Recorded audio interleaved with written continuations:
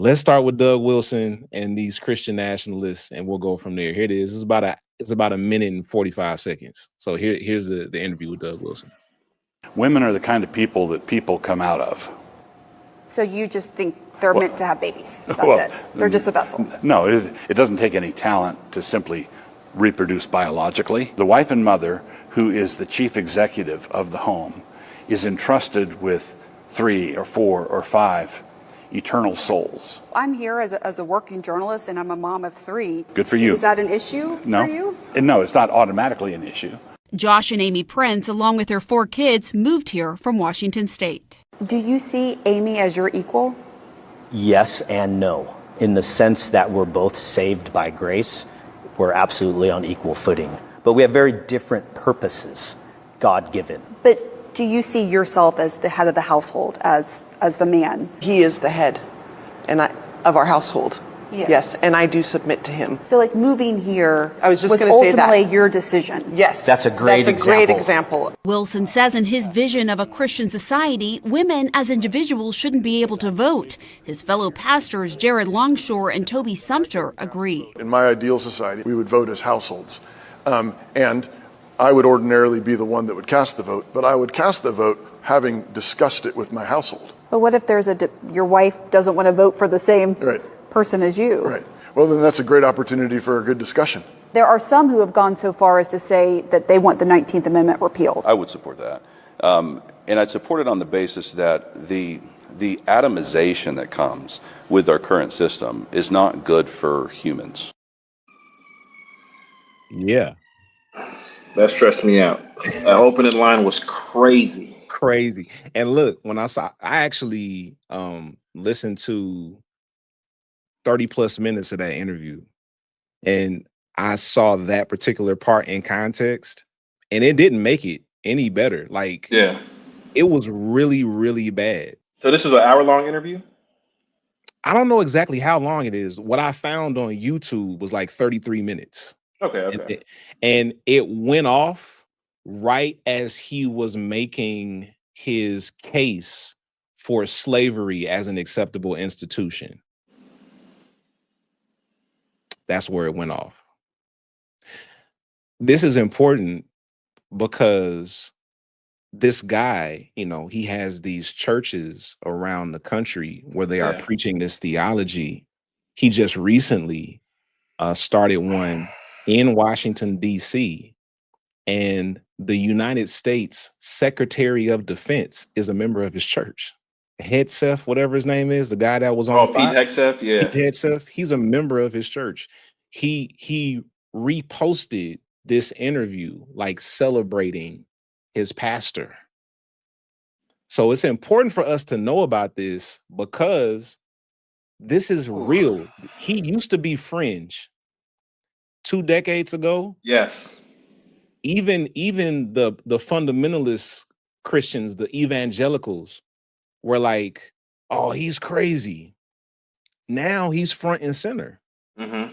He's front and center. Donnell, what do you make of what we just watched? I mean, I know there are a number of things you could say. Just like, what comes up for you, man? It's jarring to see the theology be so unabashed and grow worser. But I think for me, where it came to a head, where I started to actually pay attention to it, was with the insurrection and seeing that they were worshiping outside of the nation's capital before they decided to, ultimately try to take it over.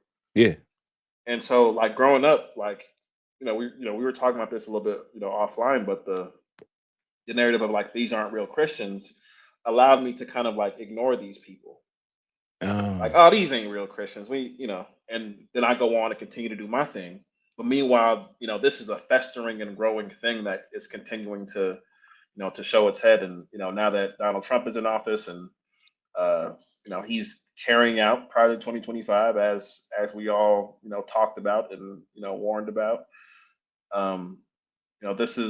this is the, the result and output of that. It's interesting because after the insurrection happened, within like 2 or 3 months, I saw I don't remember who it was, but it was like a justice-oriented public figure, thought leader who forewarned the country, like, look, pay attention to how the narrative around the insurrection shifts over time. Because the narrative is going to shift. Because initially when it happened, everybody was like, oh my God, this is terrible. White people were just like so up and I can't believe this. This is not who we are. And Black people were like, yes, it is. Yes.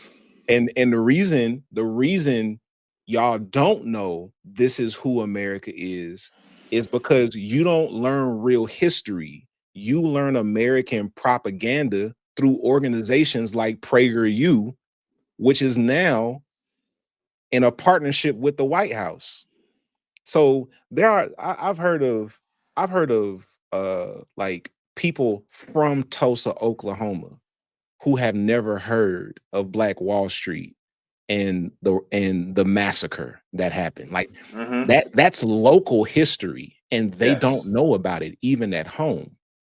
And what that thought leader said is exactly what happened. They're like, watch, they're gonna start sanitizing this until it gets to the point where people are like, well, it wasn't really that bad. And then they're gonna pardon these people. Literally. And I saw someone talk about how if we don't talk about how Christian nationalism was the driving force behind this insurrection, right? Like that these are people who come from these kind of fundamentalist belief systems who believe that they're waging holy war for their country and taking their country back. This is not like just a slogan. This is like kind of like a spiritual framing, like an ethos that they're using to approach, the taking back of America. And of course, the narrative of taking it by force is a real thing. But it's like Dr. Eddie Glaude said, like Black people we don't have the luxury of believing the myths and the legends because we have to bear the brunt of it. We don't get to delude ourselves about who America is or what it stands for and what it stood for historically. And so I saw these historians talking about like people are going to not talk about Christian nationalism as a kind of a driving force to get these people to take over the Capitol. And when the official report came out about January 6th and the insurrection, there was no mention of it. I looked through the document and made a video talking about there's literally no mention of anything related to Christianity, Christian nationalism, any of that in the January 6th report.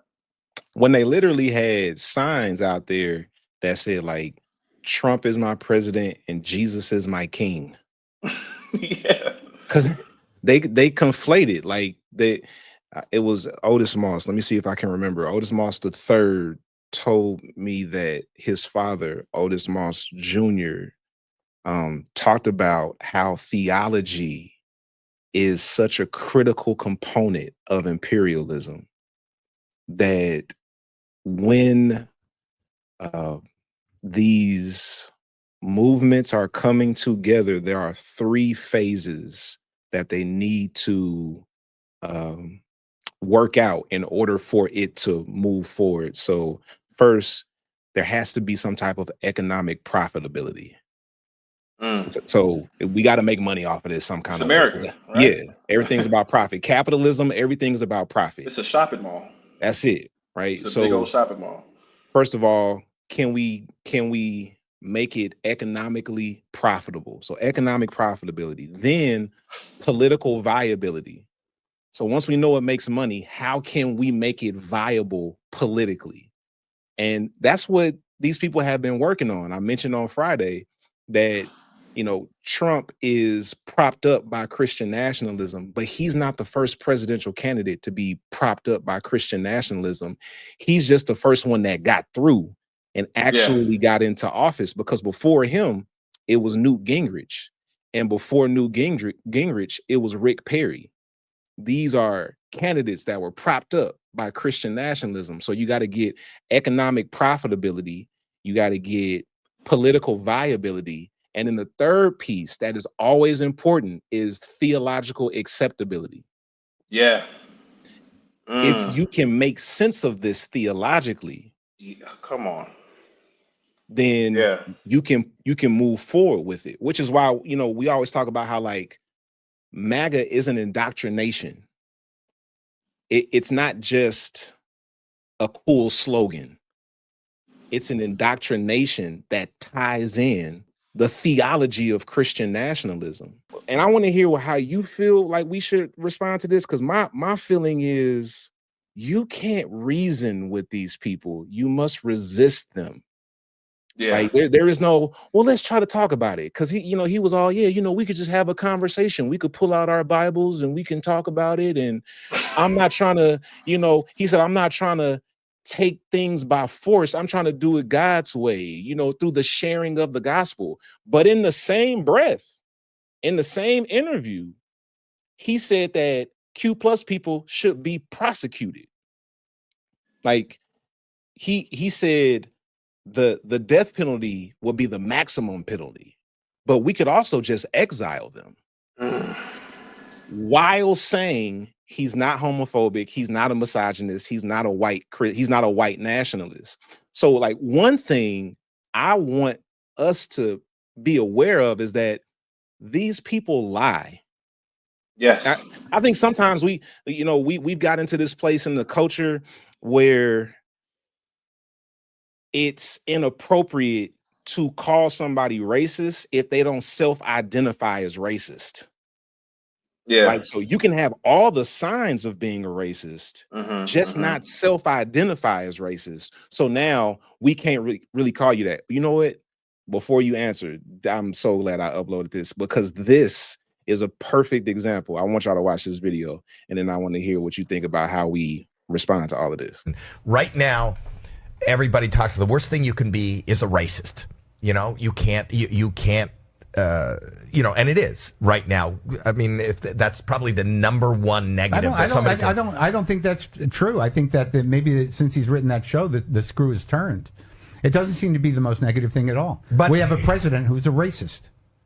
And he's very popular. He's not identified as one, though. Well, how much digging do you have to do?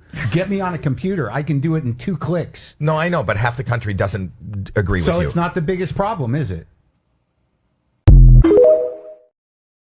You see what I'm saying? Yeah. They don't identify as a racist. So how can we Where call did them a that racist? come from? Where did that come from? I'm telling you that when I thought Scripture said by their fruit. You see, we selected with it. So I think we gotta like all get comfortable with the reality that these people just be lying. Where the lack of resistance in the church seems to come from this continuing narrative that these aren't real Christians. And I think that accepting that these people are like they Bible toting, church going, worship singing Christians just like y'all, right? And their interpretations is different, but everyone's interpretation is different. When I was growing up in Pentecostal church, we was told that everybody else is wrong, including the other Christians.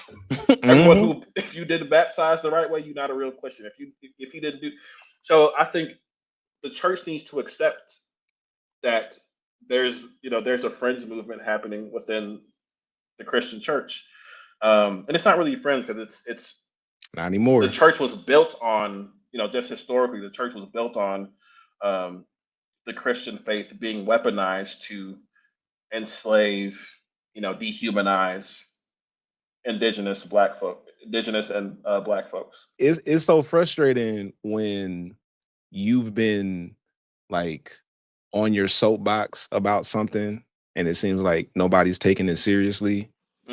And then when it happens, then people are like, oh my God, I can't believe this.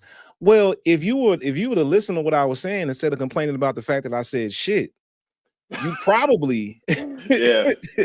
You know what I'm saying? That's so real. I just told you these people are trying to take your rights. And then you were like, but why you gotta cuss though? I think it's also important for late members to hold their pastors accountable. Yeah. Hey, why are we talking about this? There's a Christian nationalist takeover happening in the country, and it's going to impact us. And see, that's the problem with what you were saying about these aren't real Christians. Because unfortunately, Black Christians are more concerned with the reputation of Christianity Yes. than the liberation of Black people. Come on. Black Christians are more concerned with the reputation of Black people than the reputation of Christianity than the liberation of Black people. So we get so caught up in trying to uphold Christianity that preserve the image. yes, while the people who also identify as Christian are literally trying to take us back pre-civil rights. So we have to get over our discomfort with Christianity taking a hit. Yes. And that's why that's why my work is important to me. I have become more fluid in my spirituality and embracing ancestral practices. And that makes Black Christians uncomfortable, but it also makes Black spiritualists uncomfortable sometimes. It also makes Black agnostics and atheists uncomfortable sometimes because they just want you to completely abandon the Black church tradition.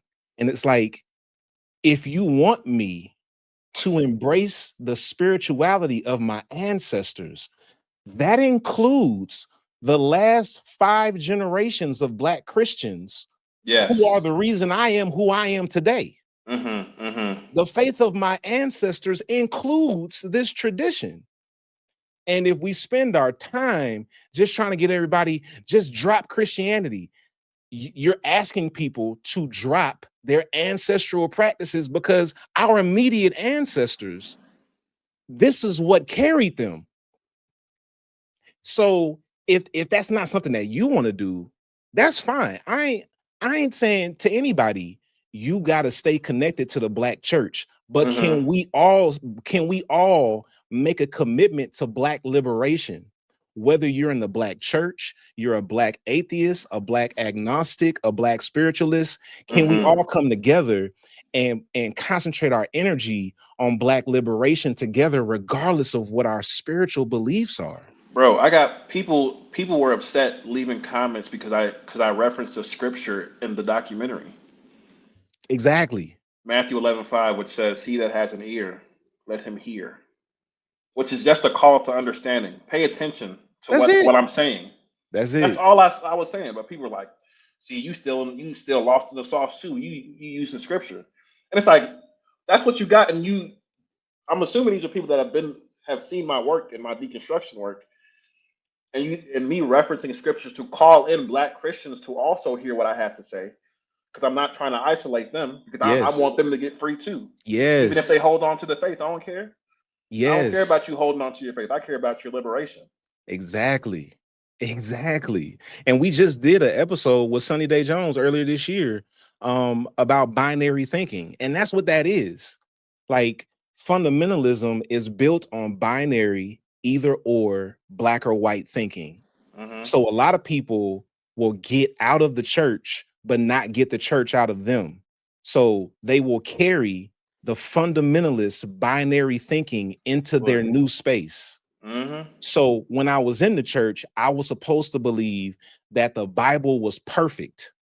So once I let go of that, now everything in the Bible got to be trash. Yeah. So when somebody says, "He that hath an ear, let him hear." Oh no, well, that's in the Bible, so you really ain't with it. Like, let that go. Like learn how to compartmentalize, learn nuanced thinking, where you don't have to throw something out completely in order to move forward. It's a part of me. I can't. The Black church saved my life. It raised me. Okay, so even as I'm deconstructing, I'm deconstructing to the point of like, I just want you to think critically about some of the things, some of the ideas that we've just accepted without question. Yes. Like without question, without any sense of, even when it didn't feel right in here. Because we get trained to turn that off, turn off that internal knowing of like, something about this don't feel right. Yeah. Oh, that's probably the devil. That's my flesh rising up. Because the reality is, for the people who appreciate the work that you and I do, you don't get that without generations of Black Christians. Mm-hmm. Yes. And you could say, well, if we wouldn't have got introduced to Christianity, of course, if it was a fifth, we'd all be drunk. But the reality is, yeah, we come from generations of Black Christians. So we're trying to undo a lot of the misinformation and indoctrination that our ancestors and our elders were given and what they passed down to us. But that doesn't mean we are required to walk away from all of it. Yeah.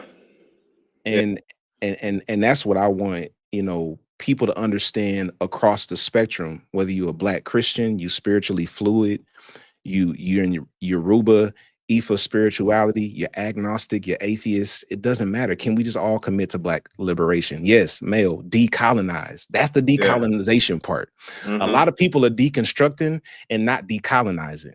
And one aspect of colonization is binary thinking. You got to decolonize in order to move away from binary thinking. Yeah. People the struggle. Magic is in the nuance. The magic, the mysticism, the spiritual power, all of that is in the nuance, in the gray. Nuance is the spice of life. There, changed my life, changed everything. If you're still here, hit the subscribe button and leave us a comment. Let us know what you think about the video. And if you want to see the entire recording, it's exclusively available in our Patreon. The link is in the show notes. You can either subscribe or you can just purchase this recording a la carte. We'll see you next time as we continue to deconstruct harmful theology and build beloved community. Peace out.